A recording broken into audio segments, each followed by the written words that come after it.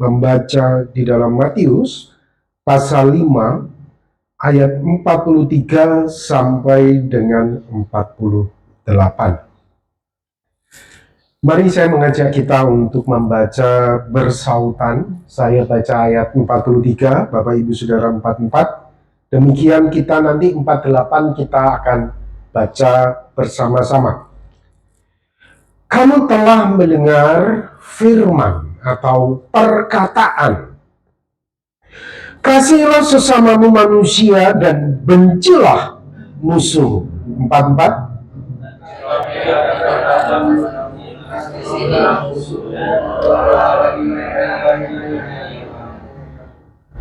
Karena dengan demikian kamu menjadi anak-anak Bapamu yang di surga, yang menerbitkan matahari bagi orang yang jahat dan orang yang baik, dan menurunkan hujan bagi orang yang benar dan orang yang tidak benar.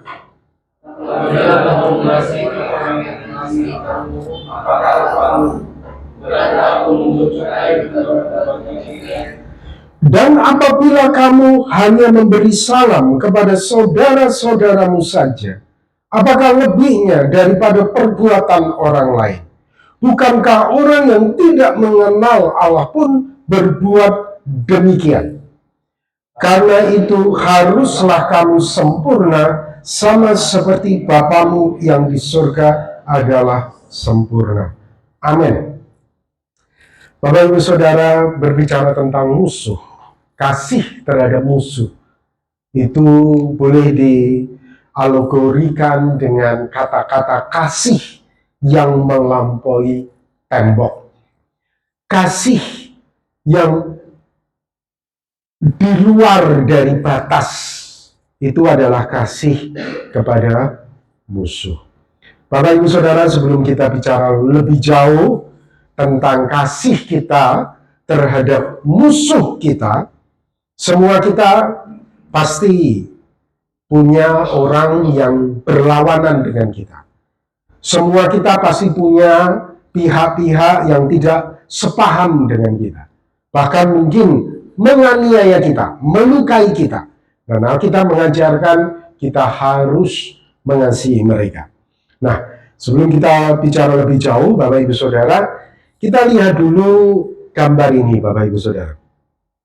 Ini adalah salah satu sudut di mana bom Bali merusak tahun 2002. Korbannya adalah 202 orang, Saudara, tewas. Dan banyak dari warga asing, banyak orang yang terluka, Saudara.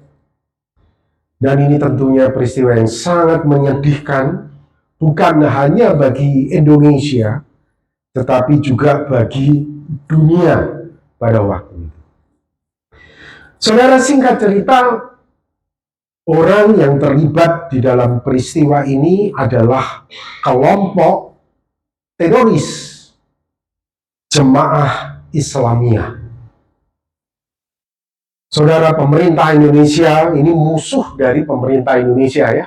Dan Jemaah Islamiyah juga menganggap pemerintah Indonesia ini sebagai musuh, sehingga harus dikacau. Dan kita bisa melihat, Bapak Ibu Saudara, ada bukan hanya tempat ibadah, tetapi juga pos polisi, aparat pemerintahan, mereka serang, ya Saudara, oleh kelompok ini. Namun menariknya, Bapak Ibu Saudara, beberapa waktu yang lalu, para pimpinannya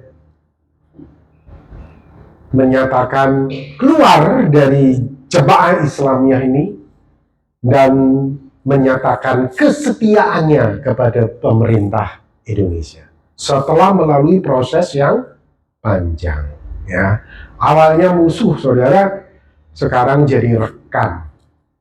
Nah, ini salah satu beberapa tokoh di antaranya, seperti Ali Fauzi, Abdurrahman Ahyub, terus Sofyan Sauri, Nasir Abbas, ya. Beberapa dari kita mungkin melihat mereka sering tampil di Metro TV hari ini ya.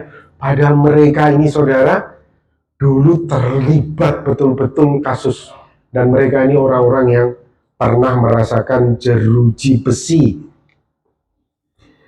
Ini salah satu juga yang tentunya tidak asing bagi kita, yaitu pelaku bom Bali Ali Imran Insaf. Ajak pelaku teror kembali ke jalan yang benar. Ya, saudara, setelah mereka melewati hukuman yang ya boleh dikatakan tidak lama, ya, memang unik ya pemerintah Indonesia ini ya, terhadap orang-orang yang jelas-jelas melakukan pembunuhan seperti itu, saudara. Tetapi saya kira itu juga ada di dalam kedaulatan Bapak. Ya. Sekarang kita berbicara lebih spesifik lagi.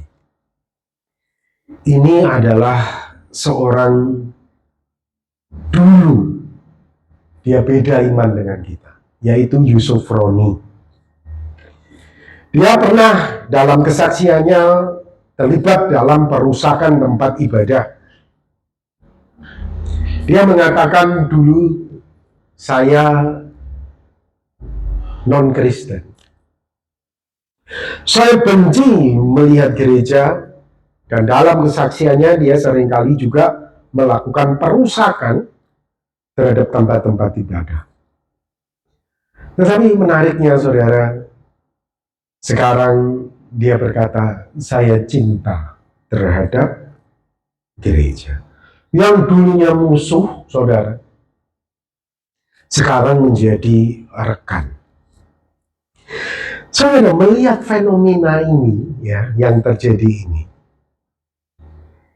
tidak mengherankan, Bapak Ibu Saudara.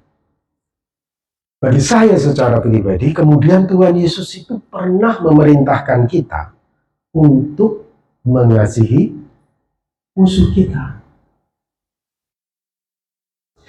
Karena ternyata kasih terhadap musuh itu, saudara, bisa memiliki dampak yang menakjubkan. Yang awalnya adalah seorang musuh, yang awalnya adalah seorang yang merugikan, yang awalnya adalah seorang yang merusak diri kita, tiba-tiba karena kasih yang kita tunjukkan itu, saudara, berbalik menjadi rekan. Inilah yang terjadi dengan para mantan kelompok jemaah Islamiyah. Saya katakan pemerintah Indonesia, dan Alkitab juga mengatakan tidak ada pemerintahan yang tidak berasal dari Allah. Walaupun dalam tanda kutip kita merasa aneh, seorang pembunuh bisa hanya cuma dihukum 5 tahun, 6 tahun. Kelompok teroris cuma dihukum berapa tahun saja, padahal korbannya sampai ratusan, puluhan bahkan, saudara.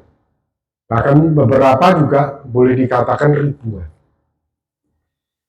Tetapi pemerintah Indonesia, saya katakan, mereka memberikan kesempatan, mereka memberikan waktu. Saya kira itulah yang terjadi juga, yang Tuhan lakukan terhadap Yusuf Roni. Tuhan melakukan kasih. Tuhan menunjukkan cintanya kepada Yusuf Roni ini. Ya, saudara.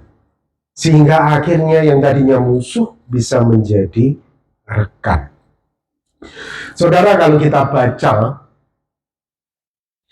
di dalam 1 Korintus 13, di situ dikatakan kasih itu salah satu poinnya adalah sabar. Kita harus sabar terhadap musuh kita. Dalam hal ini memberi waktu, memberi kesempatan. Pak Robi, masa kita harus memberi waktu kepada orang yang melukai kita? Masa kita harus memberi kesempatan kepada orang yang melukai, merugikan kita? Saudara, itulah yang sesungguhnya Tuhan Yesus ajarkan. Ada alasannya, Bapak Ibu Saudara, Tuhan Yesus berkata seperti itu. Dan kita bisa tahu itu ketika Tuhan Yesus ada di atas kayu salib. Ya Bapa, ampunilah mereka. Perhatikan Bapak Ibu, ini kasih. Ya Bapa, ampunilah mereka, ampunilah musuh-musuhku yang berkata, salibkan dia, salibkan dia, salibkan dia. Tapi bagi golongan musuh yang bagaimana, Bapak Ibu Saudara, itu ada kelanjutannya. Tidak cukup berhenti sampai musuh ya. Ada kelanjutannya. Golongannya Bapak Ibu Saudara. Golongan apa itu? Golongan musuhku yang tidak tahu apa yang mereka perbuat. Nanti saudara akan temukan. Golongannya itu gimana sih Pak Robi? Kita akan temukannya.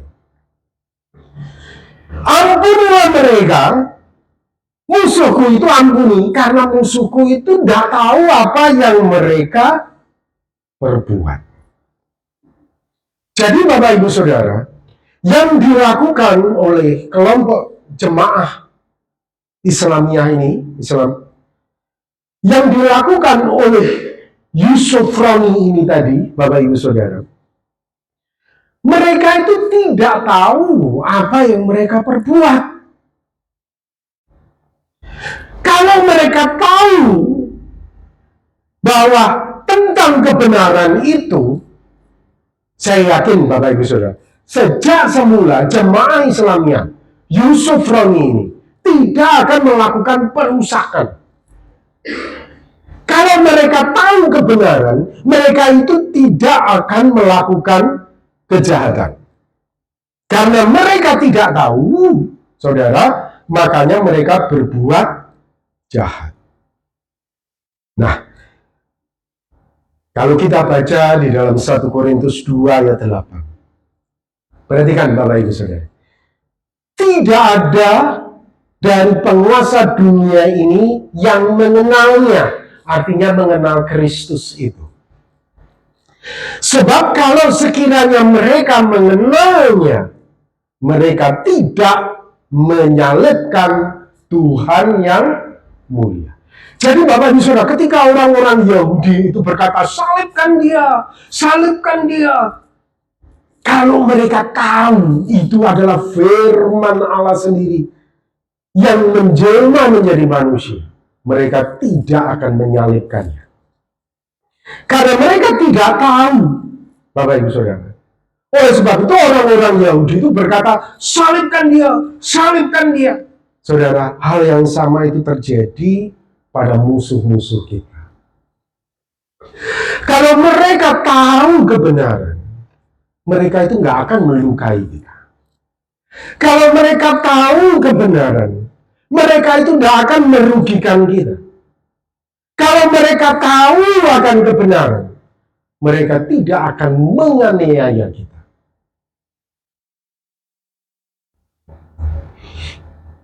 Ini contohnya, Bapak Ibu Saudara. Ketika Paulus belum mengenal Tuhan, dia berdiri, dia menyaksikan bagaimana Stefanus dilempar batu sampai mati. Sementara orang-orang Yahudi ini melemparkan jubahnya di kaki Paulus untuk mendapatkan persetujuan dari ahli Taurat, orang Farisi ini, yaitu Paulus ini, untuk melakukan pembunuhan terhadap Stefanus. Saudara, kalau Paulus tahu pada waktu itu, dia pasti tidak setuju. Karena Paulus tidak tahu. Dia menyetujui Stefanus mati dilempar batu. Namun sungguh ajaib. Dalam perjalanannya menuju kota Damsyik, di tengah-tengah perjalanan Tuhan menghampiri Paulus. Di situ dia melihat cahaya yang sangat terang dan dia terkejut, jatuh rebah ke tanah. Dan dia mendengar suara, Saulus, Saulus, mengapa engkau menganiaya aku. Jawab Saulus, siapakah engkau Tuhan? Katanya, akulah Yesus yang kau aniaya itu. Singkat cerita saudara, di situ hatinya bergejolak, bergoncang. Disitulah dia mengalami perubahan yang saya boleh katakan ada bara api di atas kepalanya itu.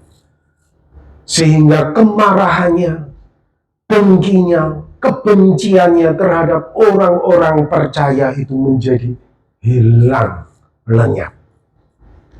Dan akhirnya Paulus tahu kebenaran dan sekarang menjadi rekan sekerja Kristus, Bapak Ibu Saudara.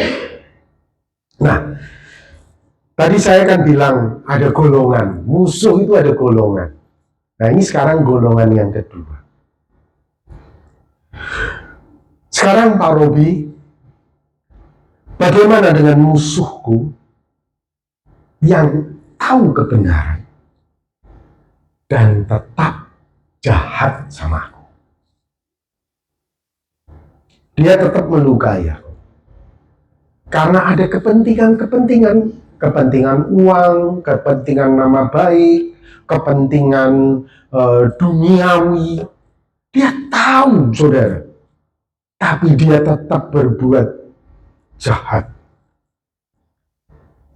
Saudara, beberapa orang berkata, salibkan dia, salibkan dia. Ada yang tidak tahu, saudara. Tetapi beberapa dari mereka itu tahu, saudara. Bayangkan. Terutama ahli Taurat, orang-orang Farisi, pemimpin agama, memprovokasi anak buahnya, memprovokasi orang-orang Yahudi yang tidak tahu apa-apa. Itu penjahat itu, Yesus itu. Itu orang tidak baik itu. Itu orang menghujat Allah itu. Saudara, orang-orang Yahudi yang tidak tahu apa-apa anak buahnya itu.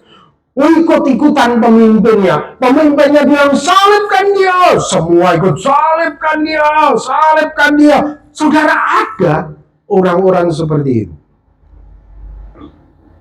Kita akan lihat bagaimana Kristus menggambarkan tentang dirinya. Di mana orang-orang Yahudi itu, saudara, golongan yang kedua ini tahu dengan pasti siapa Yesus itu. Yesus itu kebenaran, dia tahu. Tapi demi harta, demi kehormatan, demi jabatan, demi nama baik di depan orang, dia membuang Kristus. Dia berkata, salibkan dia. Saudara, Kristus menggambarkan bagaimana pengetahuan ahli Farisi, ahli Taurat dan orang Farisi tentang dirinya itu. Kita bisa melihatnya melalui perumpamaan kebun anggur, Bapak Ibu Saudara. Kalau Bapak Ibu Saudara baca, nanti baca sendiri di rumah secara lengkap ya, di dalam Matius 21, itu dikisahkan. Kerajaan surga itu, kata Tuhan Yesus, seperti seorang tuan tanah yang membuka sebuah ladang kebun. Kemudian ladang kebunnya ini disewakan kepada para penggarap. Sementara dia pergi ke luar negeri, ke negeri yang jauh. Tiba waktunya panen, dia utus hamba-hambanya untuk mendapatkan bagian. Saudara, apa yang terjadi ketika hambanya itu datang? Dibunuh oleh para penyewa-penyewa ini. Kemudian sedihlah tuan tanah ini. Dikirim lagi Bapak Ibu Saudara, hamba-hambanya yang lebih banyak lagi untuk minta hasil bagian panennya. Apa yang terjadi? Dibunuh juga oleh para penyewa-penyewa ini tadi. Kemudian tuan tanah ini berpikir, ya, aku sekarang akan kirim anakku sendiri. Mungkin ketika mereka melihat anakku, mereka itu jadi segan. Anaknya sendiri datang, saudara. Apa yang mereka katakan? Berarti mereka tahu, saudara. Dia ini anaknya. Dia ini pewarisnya. Wow, kita mau hartanya dapat kita ini, ya kita bunuh saja anaknya. Saudara, anaknya ini juga dibunuh. Bukannya segan, saudara. Ketika ahli Taurat, orang Farisi itu dengar, imam-imam kepala itu dengar, saudara. Mendengar perumpamaan itu, mereka mengerti bahwa merekalah yang dimaksudkannya. Jadi saudara, para pemimpin-pemimpin itu, saudara, sekarang ada golongan musuh. Musuh yang tahu kebenaran. Musuh yang tahu Yesus itu berasal dari Allah. Tapi demi harta benda, demi kemuliaan duniawi, demi keinginan mata, keangkuhan hidup, demi warisan tadi, dibunuh, saudara. Supaya dapat aku itu warisan. Jadi saudara, musuh kita itu juga ada dua jenis. Musuh yang pertama adalah mereka itu tidak tahu kebenaran. Sehingga mereka itu jahat sama kita. Karena mereka pikir mereka itu hidup di dalam kebenaran. Seperti orang Yahudi tadi, salibkan dia. Mereka pikir itulah kebenaran. Aku itu menjunjung kebenaran. Tapi musuh kita yang kedua itu, ada yang betul-betul tahu kebenaran. Kita itu sebetulnya tidak salah. Tapi dia sengaja menganiaya kita. Dia sengaja untuk merugikan kita. Saudara. Sekarang, saudara, coba kita akan lihat apa kata Alkitab tentang musuh kita yang tahu kebenaran tetap berbuat jahat.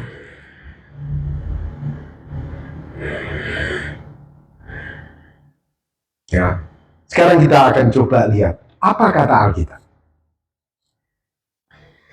Ibrani 10 ayat 26-27. Sebab jika kita sengaja berbuat dosa sesudah tahu pengetahuan tentang kebenaran, apa saudara? Tidak ada lagi korban untuk menghapus dosa itu.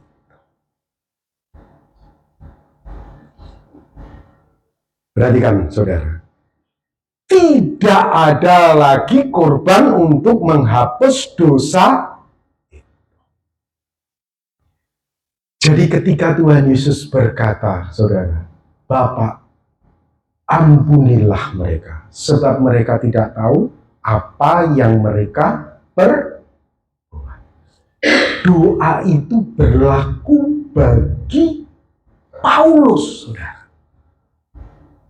Doa itu tidak berlaku bagi para pemimpin-pemimpin agama yang tahu kebenaran. Itu tidak berlaku. Perhatikan, Bapak Ibu Saudara, ya. Sesudah tahu akan kebenaran, tidak ada lagi korban menghapus dosa. Sebaliknya apa? Tetapi yang ada ialah kematian yang mengerikan akan penghakiman dan api yang dahsyat yang akan menghanguskan semua orang durhaka itu. Jadi Bapak Ibu Saudara, tidak heran Tuhan Yesus seringkali berkata kepada murid-muridnya, para pemimpin itu tadi, orang-orang Farisi, ahli Taurat itu, nggak masuk kerajaan surga. Mereka itu nggak masuk. Hukuman mereka itu lebih berat. Yesus berkali-kali berkata tentang para pemimpin. Karena apa? Mereka tahu dan mereka tetap berbuat jahat.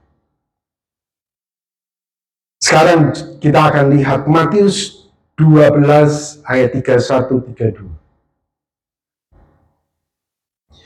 Sebab itu aku berkata kepadamu, Tuhan Yesus berkata, segala dosa dan hujat manusia akan diampuni. Tetapi hujat terhadap Roh Kudus tidak akan diampuni. Apabila seorang mengucapkan sesuatu menentang Yesus, menentang Anak Manusia, ia akan diampuni. Tetapi jika ia menentang Roh Kudus, ia tidak akan diampuni. Di dunia ini tidak, di dunia yang akan datang pun tidak.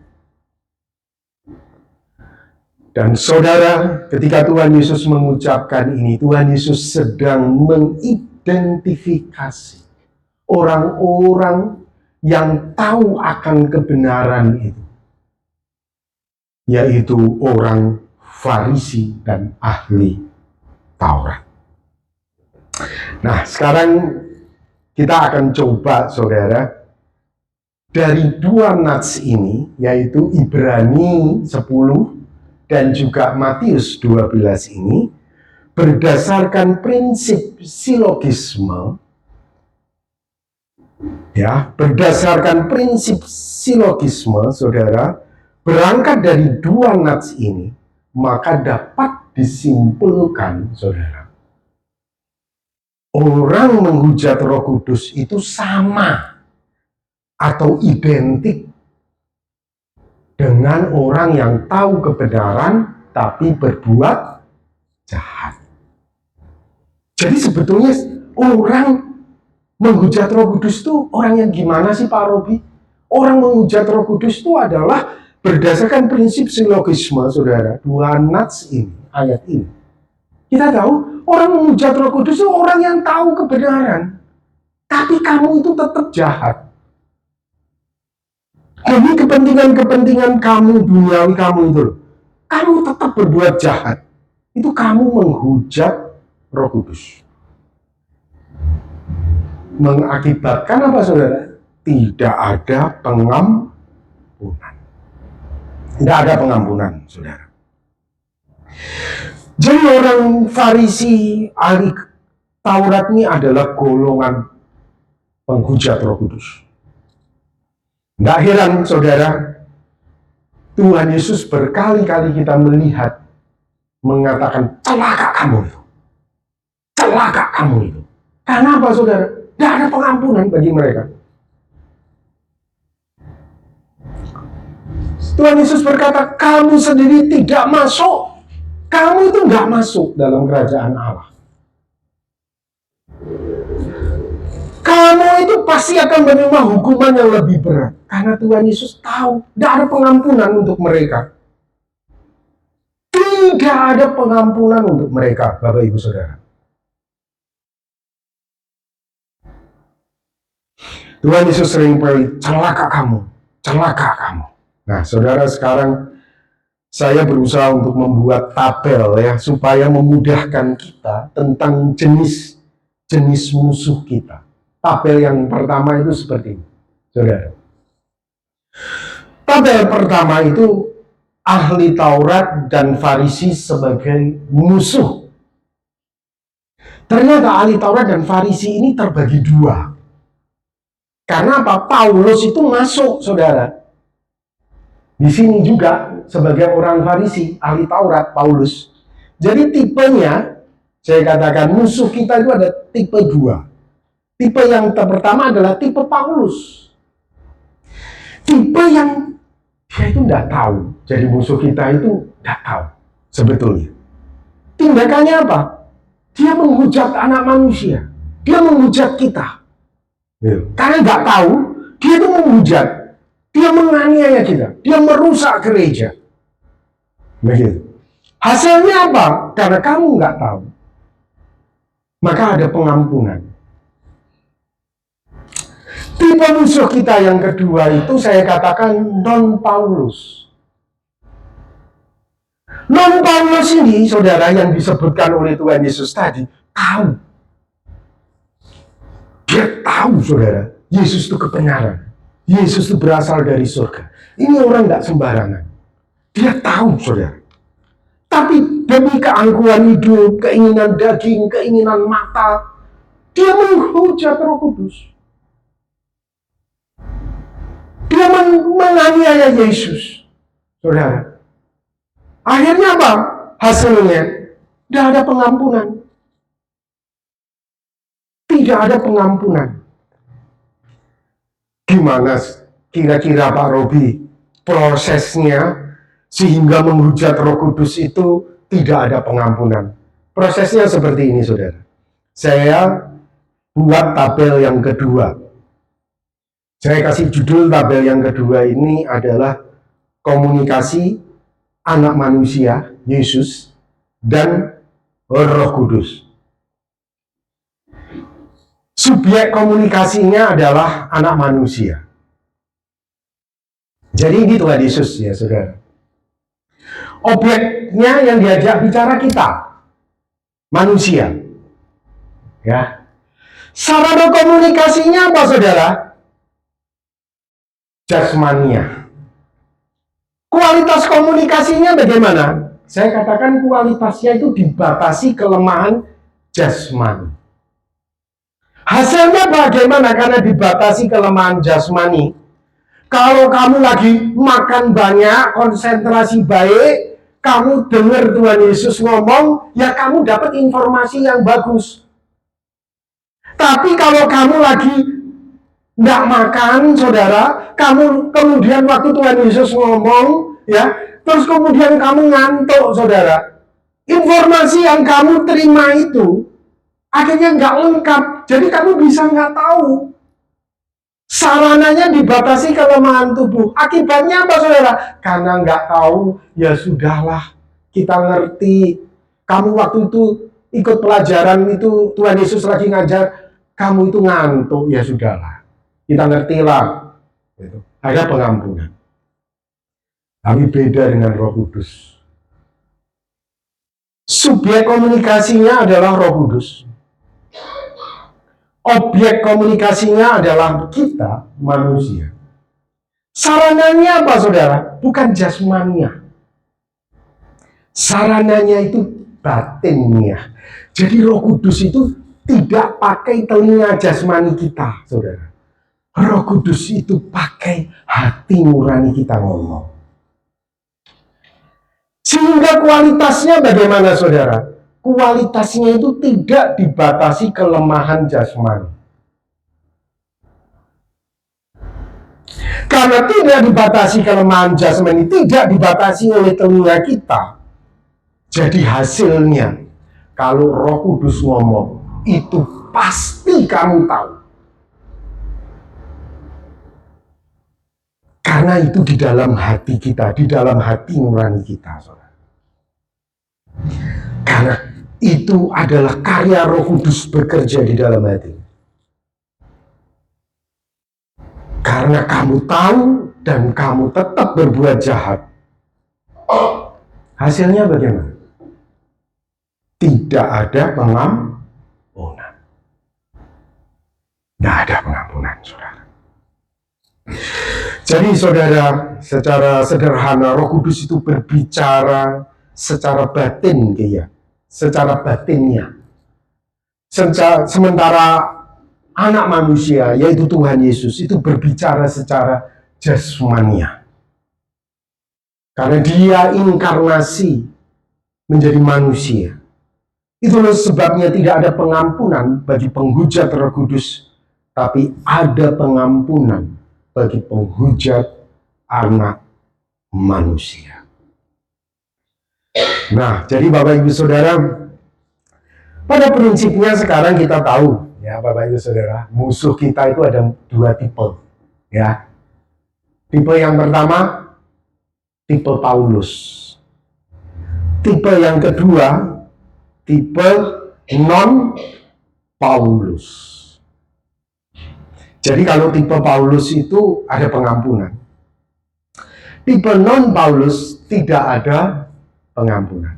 Nah, ketika Tuhan Yesus berkata, kasihilah musuhmu dan berdoalah bagi mereka yang menganiaya kamu, itu sebetulnya berlaku untuk siapa? Bapak Ibu Saudara, saya katakan itu berlaku untuk dua-duanya. Perhatikan, berlaku bagi tipe Paulus, berlaku bagi tipe non-Paulus. Paulus. Bagaimana penjelasannya kira-kira Pak Robi? Ya, prinsip mengasihi musuh. Yang pertama, penjelasannya seperti ini, Bapak Ibu Saudara. Yang pertama adalah jangan balas kejahatan dengan kejahatan, tapi kebaikan. Lakukanlah apa yang baik bagi semua orang. Sedapat-dapatnya kalau hal itu bergantung padamu, hiduplah dalam perdamaian dengan semua orang. Tapi realitanya, kalau itu tipe Paulus, ya kita bisa berdamai. Kalau itu tipe non-Paulus, ya saudara, ya nggak bisa berdamai. Seperti Tuhan Yesus tidak akan pernah berdamai dengan ahli Farisi dan orang Taurat, ya. Saudara-saudaraku yang kekasih, janganlah kamu sendiri menuntut pembalasan, tetapi berilah tempat kepada murka Allah.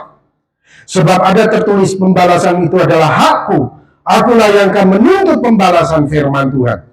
Kita melihat selama Tuhan Yesus ada di dunia ini, dia tidak pernah melakukan pembalasan terhadap ahli Farisi, orang Farisi dan ahli Taurat. Dia selalu menyerahkan kepada Bapa yang menjadi hakim yang adil. Tetapi jika seterumu lapar, baik Paulus, non-Paulus, berilah dia makan, berilah jika ia harus, berilah dia minum. Dengan berbuat demikian kamu menumpuk bara api di atas kepalanya. Dimungkinkan itu yang terjadi. Janganlah kamu kalah terhadap kejahatan, tetapi kalahkanlah kejahatan dengan kebaikan. Bapak Ibu Saudara, siapa tokoh Alkitab yang meneladankan hal ini? Daud. Saul ini, Bapak Ibu Saudara, tahu tentang kebenaran.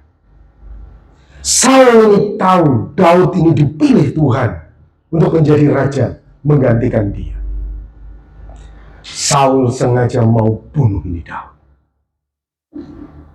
Tapi apa yang dilakukan Daud? 2 kali Daud itu bisa mau membunuh Saul, tapi Daud tidak mau melakukannya. Daud memiliki 2 kali kesempatan untuk membunuh Saul, yang berusaha untuk membunuhnya karena cemburu. Karena cemburu. Dan takut kehilangan tahtanya. Namun Daud memilih untuk tidak balas dendam. Daud berkata, Tuhan kiranya menjadi hakim yang memutuskan antara aku dan engkau. Tuhan kiranya membalas engkau karena perbuatanmu itu kepadaku, tetapi tanganku tidak akan memukulmu. Daud begitu menghormati Saul sebagai orang yang diurapi Tuhan, sebagai seorang imam, sebagai seorang ahli Taurat, sebagai seorang Farisi, meskipun Saul adalah musuhnya.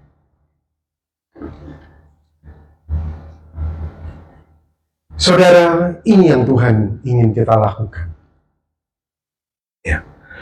Tuhan Yesus berkata, karena dengan demikian kamu menjadi anak-anak Bapamu yang di surga, yang menerbitkan matahari bagi orang yang jahat dan orang yang baik, dan menurunkan hujan bagi orang benar dan orang tidak benar.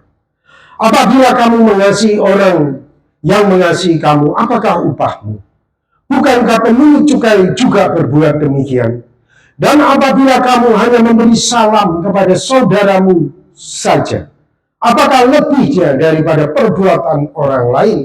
Bukankah orang yang tidak mengenal Allah pun berbuat demikian?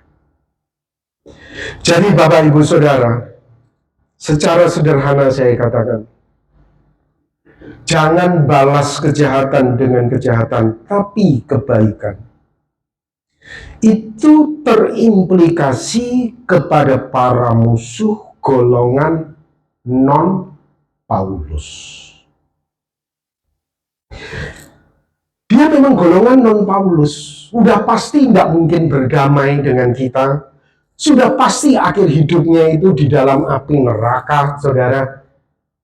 Tapi kalau dia lapar, ya kita kasih makan. Dia kehausan, ya kita kasih dia minum, saudara. Dia butuh, walaupun mungkin dia tetap menghujat kita. Walaupun mungkin dia terus ngata-ngatain kita. Kita tetap kasih, saudara. Walaupun mungkin dia berkata, bukan dia yang kasih makan, kasih minum saya, itu saya sendiri yang usaha cari uang. Padahal, saudara, diam-diam kitalah yang membuka lapangan pekerjaan buat dia. Cuma kita nggak ngomong aja.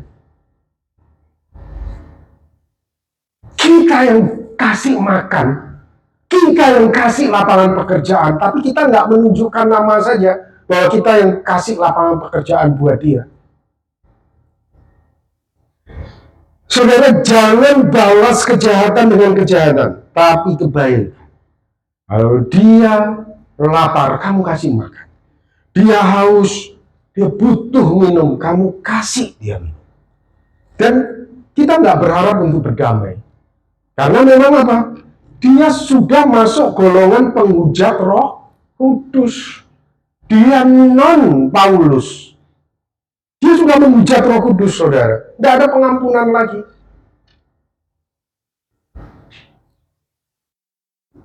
Sekarang yang kedua. Prinsip kita mengasihi musuh. Yang kedua adalah berdoa bagi musuh. Kasihilah musuhmu dan berdoalah bagi mereka yang menganiaya kamu.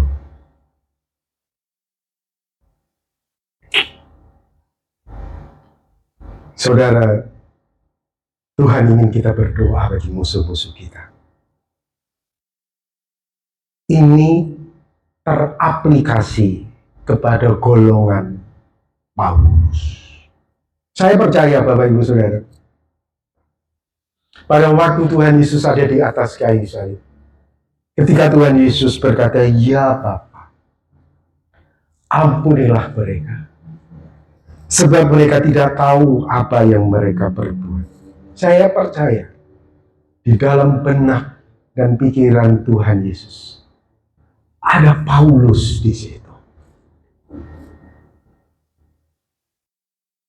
Ada orang-orang Farisi, golongan Paulus di situ. Bapak, mereka itu nggak tahu, Bapak. Mereka menghujat aku. Mereka itu nggak tahu. Ampuni mereka.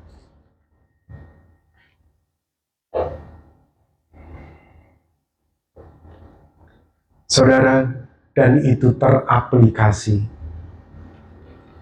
ketika Stefanus mengucapkan kata-kata yang sama. Paulus ada di situ, saudara. Stefanus itu mengucapkan kalimat yang sama seperti Tuhan Yesus. Sementara Paulus berdiri di situ, orang-orang pada melempari batu kepada Stefanus. Stefanus berdoa, melihat ke langit dan berkata, "Ya Bapa, jangan tangguhkan dosa ini kepada mereka." Artinya, jangan sampai kena Paulus. Paulus itu tidak tahu apa-apa. Paulus itu tidak tahu apa-apa. Saudara, luar biasa. Saudara, doa bagi musuh, saya katakan itu teraplikasi kepada para musuh golongan Paulus. Golongan penghujat anak manusia. Jadi Bapak Ibu Saudara yang dikasih oleh Tuhan, penting bagi kita untuk kita bisa meneladani apa yang dilakukan oleh Kristus. Walaupun tidak mudah. Saya sendiri, saudara, menjalannya itu tidak mudah. Ya. Tetapi itulah yang Kristus sudah tunjukkan. Akhirnya bagaimana? Bara api yang ada di atas Paulus itu lenyap, saudara. Kemarahannya, kebenciannya, hujatannya itu terbakar jadi asap. Sehingga akhirnya Paulus yang tadinya musuh menjadi rekan kerja dari Kristus. Sekali lagi ya Bapak Ibu Saudara, prinsip mengasihi musuh kita, jangan membalas kejahatan dengan kejahatan, tapi dengan kebaikan. Ingat, ini bagi musuh-musuh kita. Kita juga nggak boleh menghakimi ya saudara ya. Kita kan nggak tahu dia masuk golongan Paulus atau non Paulus. Yang penting kita balas kebaikan saja. Gitu. Walaupun mungkin ternyata mereka itu golongan non Paulus. Memang nggak mungkin lagi saudara. Kita tetap melakukan kebaikan. Kasih hujan, kasih matahari kepada mereka. Kasih makan, kasih minum kepada mereka saudara. Yang kedua, kita doa. Doa bagi siapa? Bagi musuh kita. Musuh kita yang golongan Paulus. Kalau dia tahu, saudara, dia itu tidak akan begitu terhadap kita. Kalau dia tahu, saudara, dia itu tidak akan merugikan kita. Berbicara tentang kasih, Tuhan Yesus berkata di dalam Matius 5 ayat 48. Kita baca sama-sama ya. 2, 3. Karena itu, haruslah kamu sempurna, sama seperti Bapamu yang di surga adalah sempurna. Tuhan itu mau kita sempurna dalam hal kasih. Amin. Mari kita akan berdoa bersama-sama.